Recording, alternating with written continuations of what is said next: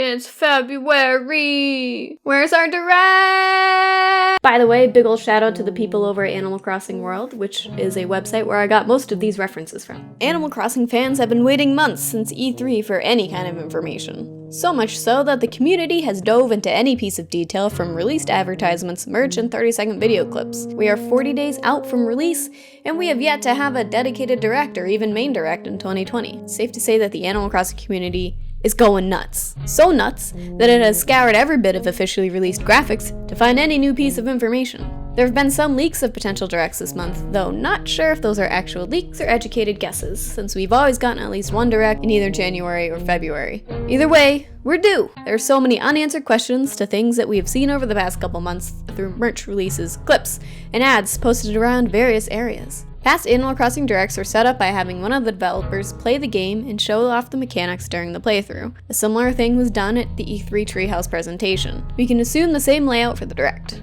The Directs have been extremely detailed in showing off characters, mechanics, and shops, so we can assume that this potential Direct will be the same way. There are specific features that I'm curious about and hoping to see in this month's Direct. Please, Nintendo, please this month. I'm begging. First question on my mind is the special characters, new and old. There are a few confirmed special characters returning, like Celeste, Sahara, Gulliver, and Kix, to name a few, but who are these new characters? On the box art we can see the pilot, which we can assume is the character which first brings us to the island, our captain replacement possibly, but where else will we be able to fly? It seems crazy that we would make the dodo such a prominent part of the box art without using him again. Most likely, it could be the gate to our friend's island, similar to how the train in the original Animal Crossing and New Leaf, but can it also be the way to other islands in the game? Look at Harvey. He's on his own island over there. Even he has his own dock. Is Dodo Airlines the way we access his island? Is this also the way we access tours that are confirmed to be returning? Also, who is the second Dodo?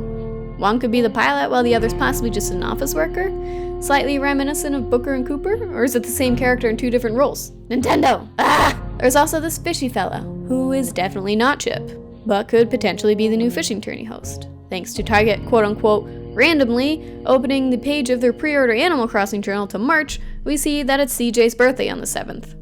From the lack of other birthdays being shown on the calendar, we can only assume that special characters' birthdays are shown, or else the entire thing would be covered in Animal Villagers' birthdays. Does CJ stand for Chip Jr., or are we all just grasping at straws? Then there's this spiky boy. He can be found on the decal for the Nintendo Switch Lite. We can assume that he's going to be a special character, because the only other animal holding anything is quote-unquote CJ. Either way, he looks super cool, and I'm excited to see him eat bugs.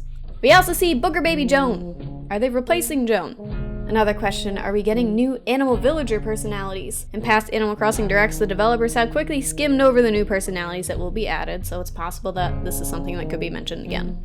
Crafting isn't completely new to the Animal Crossing series, but it is new to the mainline series games. Pocket Camp was the first place where we could actually collect materials and craft our own furniture, so it makes me wonder, what will crafting actually be like in New Horizons? We've seen a small glimpse of crafting tools at E3, but not much else. With some reasoning, we can assume that we'll be able to craft different styles of fences, paths, and stairs, but what else? In Pocket Camp, there were only a few items that you could actually buy from the shops. Most of the furniture and clothes were crafted, or bought with leaf tickets, but I think New Horizons is safe from utilizing in-app purchases. We have seen the addition of the pole to get to various parts of the island. What other new items are there that we haven't seen yet? Safe to say that this is something they would mention in the Direct, based on the fact that previously newly added tools like the megaphone was detailed in past Directs. What are the differences between the crafting stump and Nook's crafting tent? Are there certain things that can be crafted on the stump versus the tent? Basically, we want to know everything about crafting, because we know next to nothing. I hope there are some other awesome resources to find. Pocket Camp includes resources like steel, cotton, and preserves, though not too sure where you would find these resources on a deserted island. Maybe the villagers will give you these resources for requests like they do in Pocket Camp? Honestly, I don't want this game to be too much like Pocket Camp. As wonderful as the app is, it doesn't have the same atmosphere and just normal game mechanics that the normal games do to suck you in. Pocket Camp is way more grindy and tedious, and it's not the same. It's not. Hopefully, the developers have learned from their mistakes with the app and will create a wonderful crafting mechanic for New Horizons. Also, will we be able to customize our furniture again? With such a heavy emphasis on crafting, it would seem silly to not have the mechanic come back. If so, can we customize new wreaths found on doors? The tulips seen here next to the tulip-themed wreath seems to tell us something, but then again, it could just be coincidence. How would you customize a snowflake wreath? Either way, it's a huge step from the unsettling block of pixel art we could customize our doors with in the original Animal Crossing game. We have yet to see anything from the Able Sisters, besides a couple of them being featured on Switch merchandise. Curious how they will make up for the lack of QR codes in New Horizons. The Switch, of course, doesn't have an external camera, so looking up QR codes on Tumblr is a thing of the past. Seriously, all of you New Leaf pixel artists out there, my god, thank you. My town is freaking lovely. One mechanic we haven't seen yet is diving. Is the wetsuit gone for good? Will it be replaced by something else? Seems crazy to get rid of diving when we're finally on an island completely surrounded by water. Maybe something better to replace it. As amazing as it was to swim in New Leaf, I felt that the controls to be a bit clunky, but like anything, you get used to it, because now you can swim, and that was amazing. We can assume house expansions are coming back. It's been a staple of the Animal Crossing series since the first game, but the way you expand the house has differed over the years. New Leaf brought us the ability to choose which part of the house to expand, and even gave us more rooms other than just an upstairs and a basement. Give me that Elemention.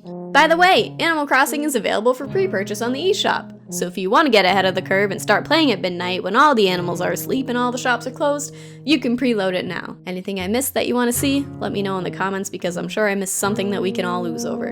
I'll see you in the next Animal Crossing video. Bye.